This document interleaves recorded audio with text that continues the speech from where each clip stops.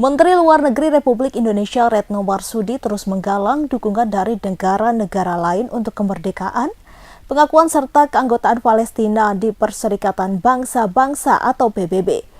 Dalam kunjungannya di Oslo, Norwegia pada Rabu 12 Juni 2024, Retno melakukan pertemuan bilateral dengan beberapa pemimpin negara dunia.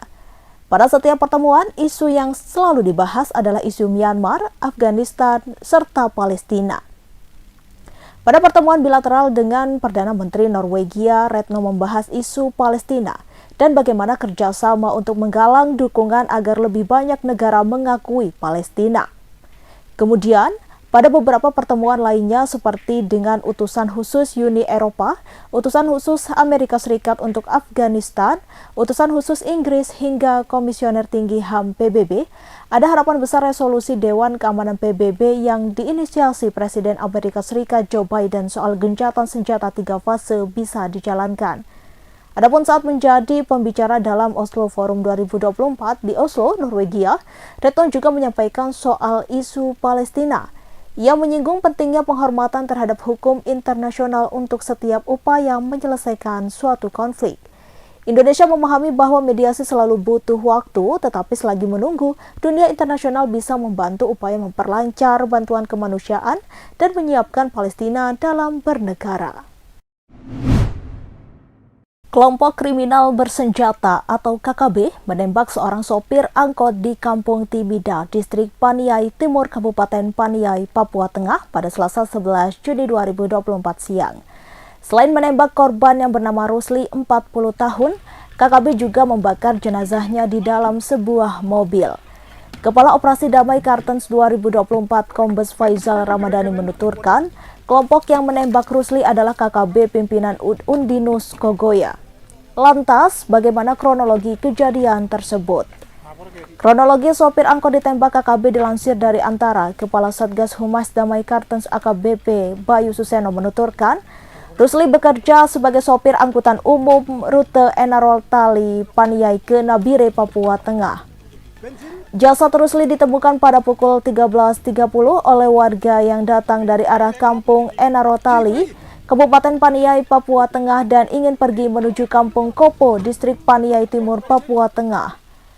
Saat itu warga melihat ada satu unit mobil berada di pinggir jalan dalam keadaan terbakar. Mereka pun mendapati jenazah Rusli sudah dalam keadaan tersungkur di dalam mobil dan terdengar bunyi suarakan tembakan.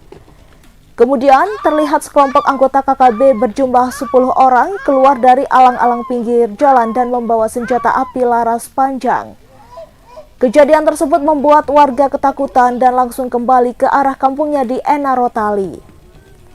Setelah mendapatkan laporan dari masyarakat, anggota Satgas Ops Damai Kartens 2024 dan Brimob Batalion C Polda Papua bergeser ke tempat kejadian perkara atau TKP. Tim gabungan TNI Polri tersebut kemudian mengevakuasi korban menggunakan pesawat Raven PKRVV. Usai berhasil dievakuasi, jenazah Rusli kemudian dibawa oleh tim menuju ke Rumah Sakit Umum Daerah Paniai. Dilansir dari Kompas.com Rabu 12 Juni 2024, jenazah Rusli selanjutnya akan diterbangkan ke kampung halamannya di Bulusi Batang, Kabupaten Jeneponto, Sulawesi Selatan.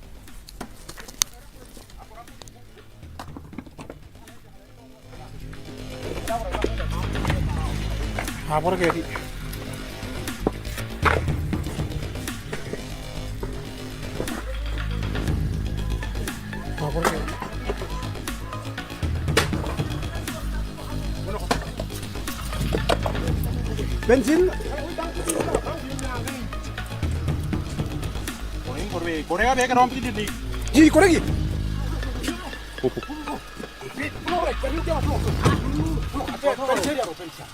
아 뭐고 레고리 멜레 메이는 놈들이 봐 비디오 깨고 아수라 비디오 수 아비로 마면 가지고 나 그래가 수라 아부 아이 못봐 아마샤와 수라 고래망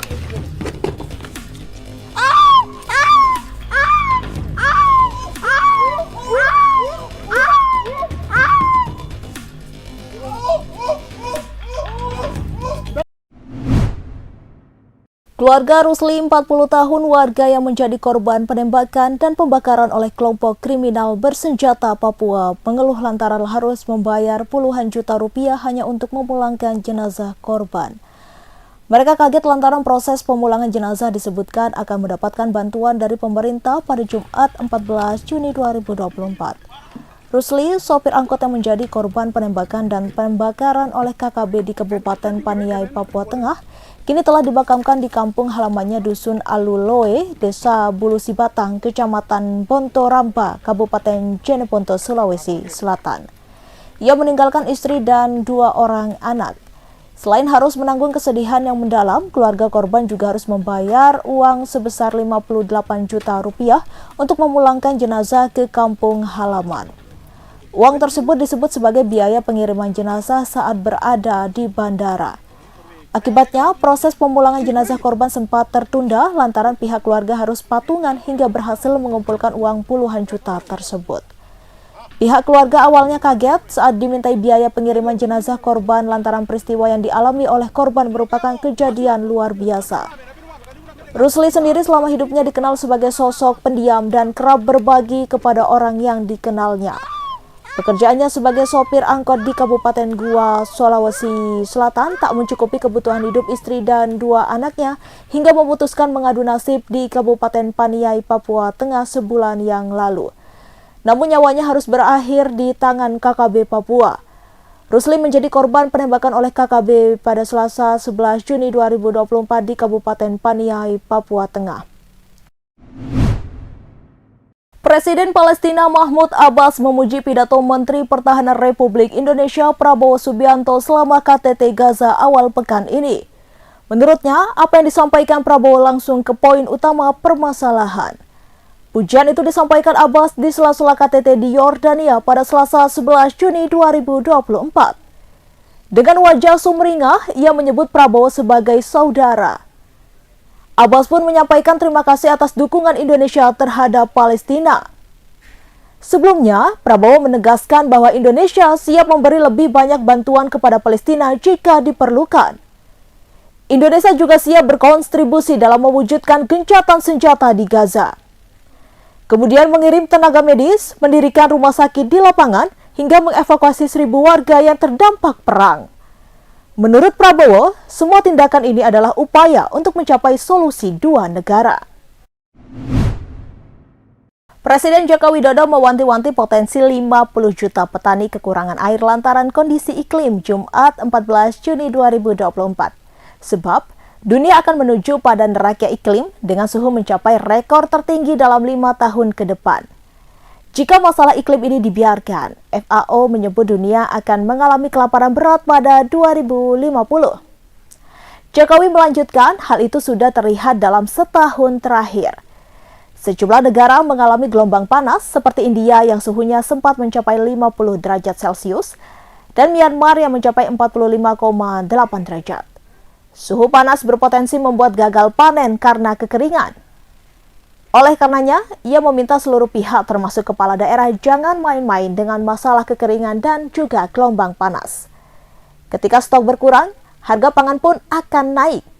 Akibatnya, angka inflasi akan merangkak naik dari yang semula 2,84% secara tahunan pada Mei 2024. Di sisi lain, untuk mengantisipasi, pihaknya akan memasang sekitar 20.000 pompa air di wilayah produksi beras. Ia meminta Kementerian Pertanian dan Kementerian Pekerjaan Umum dan Perumahan Rakyat untuk bekerja sama dengan TNI untuk membangun sarana tersebut dalam 3 bulan. Presiden Jokowi menuturkan, pompa-pompa itu akan berfungsi untuk mengaliri air ke persawahan saat ancaman iklim dan suhu panas semakin mendekat. Kementerian Agama Republik Indonesia atau Kemenak RI menetapkan 1 Zulhijjah 1445 Hijriah jatuh pada Sabtu 8 Juni 2024. Dikutip dari Kompas.com, Jumat 7 Juni 2024, dengan adanya keputusan tersebut, Hari Raya Idul Adha 10 Zulhijjah 1445 Hijriah akan jatuh pada Senin 17 Juni 2024. Sebelum Idul Adha, umat Muslim disunahkan untuk mengamalkan puasa Arafah. Lalu, mulai kapan puasa Arafah dilaksanakan oleh umat Islam di seluruh Indonesia? Anggota Badan Hisab Ruqyat Kemenak Republik Indonesia Thomas Jamaluddin mengungkapkan, puasa Arafah 9 Zulhijjah jatuh pada Minggu 16 Juni 2024.